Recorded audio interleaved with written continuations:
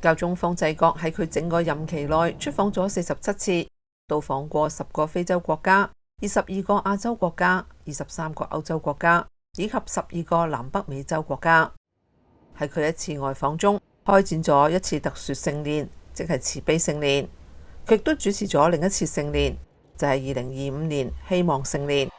並且召開咗4次主教代表會議，分別以家庭、青年、亞馬遜地區以及同行共議為主題。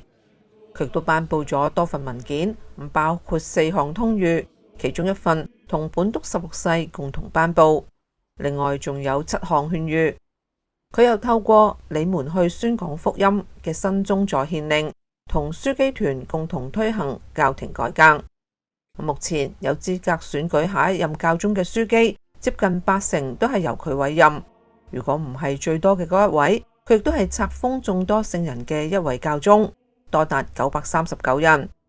當中812人大多係喺15世紀末土耳其人入侵意大利海岸時被殺嘅奧特朗托殉道者。方濟各亦都係第一位委任女性擔任教廷部會首長嘅教宗。